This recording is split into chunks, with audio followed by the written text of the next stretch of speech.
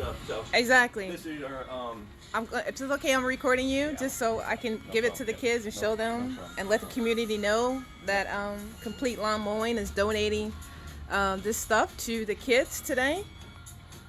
We got, what's your name? David.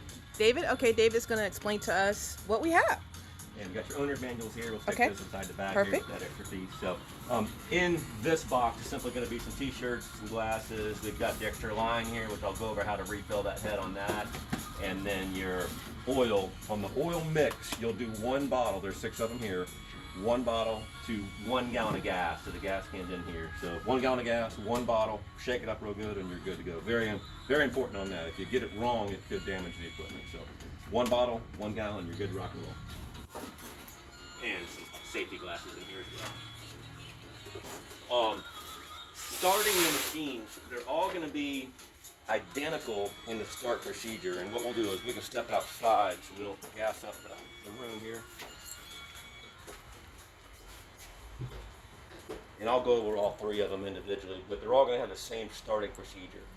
The step 1 is going to be your switch. It's marked stop here, so the other way obviously is going to be on. I think Mr. Limehouse has said that you had worked with him some, so you're somewhat familiar with property and equipment. Yeah, I have. Yep. So again, stop is this way is going to be on, and then you're going to go up on full choke, and then you're going to purge the bulb 5, 10, maybe even 15 pumps. It will not hurt it to push it too much. It will not flood it.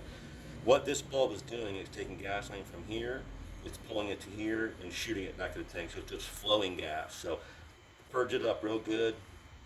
And now we're full choke, we're purged up, our switch is on, and we're going to pull throttle.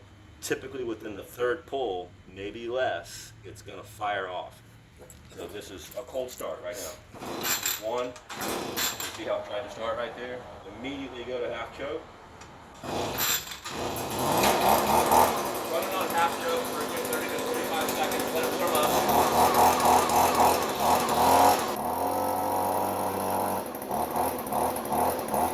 And then pop it off.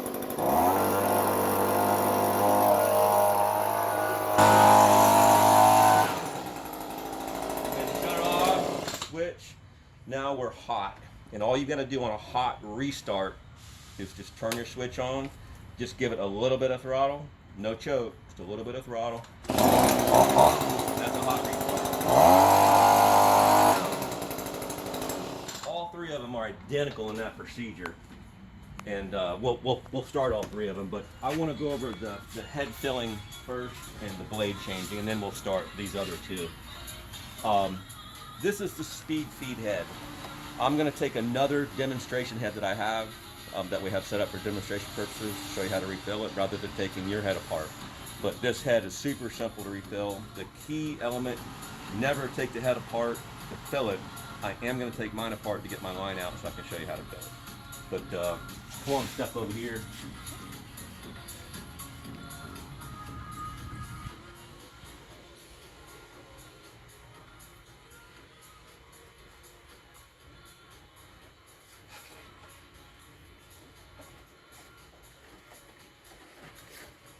This is the identical head to what you have.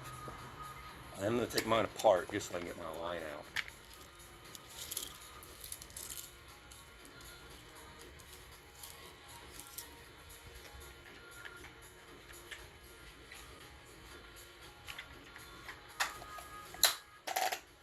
Now, this will be the stage that we're at when we need to refill it. We're out of line. Your head there's arrows on this one that are molded in on top. We mark them with gray marker. Yours has a little bit more profound molding arrows. If you look at it closely, you'll see those arrows. But this head only spins one way on the plate. So this plate is separate from here, and these 2 spin. It only spins one direction. You can't go backwards. It just won't let you. But what you want to do is once you're out of string, you want to line up these arrows with the outlet holes. And then you can see light all the way through it. Extremely important. You got to be able to see light through it. Okay, very important. And you'll understand why in just a second. We'll take a piece of string, about 6 feet, which is an average person's arm length, and then double it. So you have about 10 or 12 feet. We use a short piece for demonstration purposes, but you're going to use about twice this much string. And then just kind of straighten the end out where it got that memory out of it. And then we've already got our arrows lined up with our holes. We can see light through it. And I'm just going to take this string right out the other side. And then find the middle. And again, we're going to use a longer piece when you actually do use it. We use a short piece just for demo. At this point, when you're equal up, both ends match up here, it only goes one way. You can't go wrong. It cannot go backwards. Just spin it.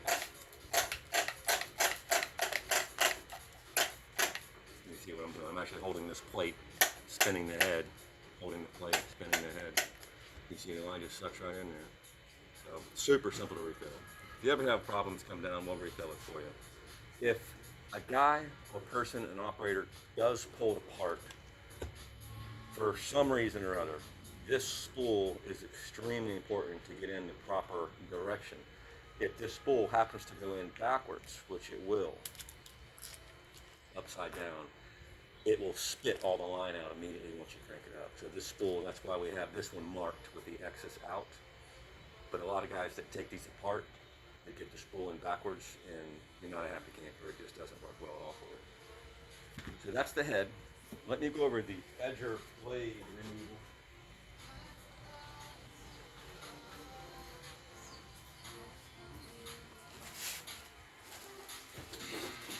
In here, you have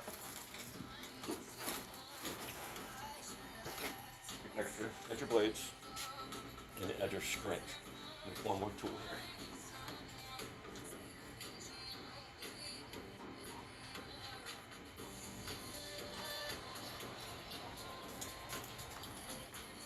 On the edger, there is a locking hole right here. If you'll look, right here there's a notch, and you'll see as I spin it around, it'll come up with a locking hole. See the hole right there? And I'll stick that pin inside the hole so it locks up the blade. You'll spin it around, got the little notch right here, and spin that thing until you find that little hole, and then stick the pin in. This little cotter pin comes out, a locking cotter pin right here, safety pin. What that pin does, if by chance the blade is not installed properly and this nut comes loose, the blade won't come off the machine and go down the road at RPM and possibly hit somebody, damage something, or injure someone. So this cotter pin would come out first, and then I'm not going to pull the blade off just because it doesn't need to right now, but you'll use the smaller side of this scrunch. Once the pin is out, then put that scrunch over the nut. This is backwards thread, so it is a righty loosen, lefty tighten. Put the wrench on there and then do it this way to take that nut off. Then the nut just spins off like a normal nut, backwards thread, and then the blade just lifts off. New blade goes back in place, the cap goes on, reverse procedure, nut goes on, and the cotter pin goes back in place. And of course, tighten it with your scrunch. So this is 17 millimeter or 11/16, and this is built in here in case you were to lose this or something like that. So, your depth of cut is controlled by this wing nut right here on the bottom. So loosen the wing nut. This wheel will slide. I'm gonna set it about in the middle. That's where I like to have it. You can fine tune it to your desires, and tighten that nut back up. And now you're set in the middle. And then as you're cutting,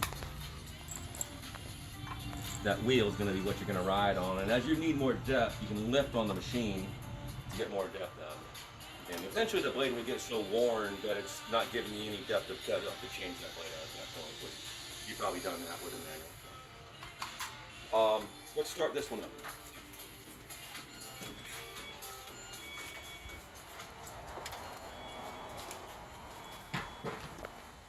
Okay, switch on. This is a cold start. Machine has not been started since Monday or Tuesday. So switch on, choke on, all the way up. I'm gonna purge up 5 or 10, 15 pumps. Doesn't matter how many, as long as I get enough. So switch on, choke on, purged up, full throttle. Typically within the third pull. It might be the first pull, but there was the second. It tried to fire. Immediately have choke it. Go after 30 to 45 seconds.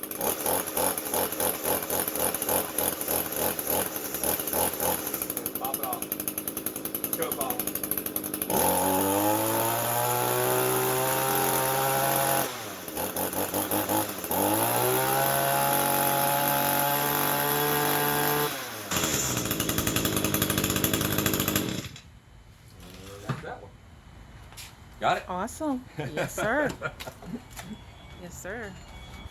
And the only tricky part I think you'll run into is refilling the head. A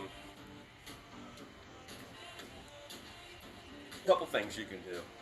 You're welcome to bring it back down and we'll refill it for you. No charge. Just go ahead and do it. You guys are probably in Oviedo somewhere or something, aren't you? Where are you at? Berks in Brevard County. Oh, you're in Brevard County? Yeah, yeah. We'll figure it out. Or we could call. Yeah. Or I'll have a manual come. Yeah, it's easy to do. It's one of those things you kind of have to do once or twice to get into the habit of doing it. Mm-hmm.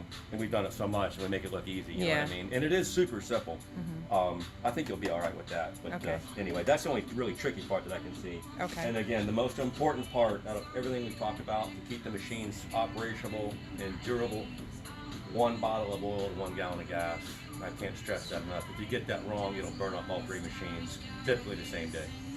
And then, but that's why that can is there. Mix that with 1 gallon, and the can's actually 1 1/4 gallons. So mix it with 1 gallon with 1 bottle of oil, and you're good to go. So we'll fire this one up too outside. Thank you. And again, switch on. It's marked stop that way. So that's stop, switch on. We're gonna choke up, prime it up, purge it up real good. 5, 10, 15 pumps. So we're choked on, we're purged up, our switch is on, I'm going to full throttle. Typically within the 3rd pull, you'll hear it kick. It might be the 1st pull. That was the 3rd pull on this one. Half choke.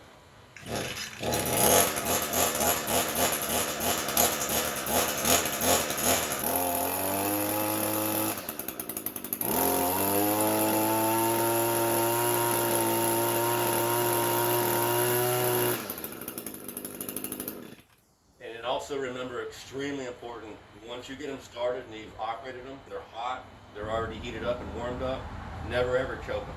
So just a hot restart is switch on, a little bit of throttle, and just pull rope. That's a hot restart with every one of them. So switch on, no choke, a little bit of throttle. And again, switch on, choke is off, so no choke. A little bit of throttle.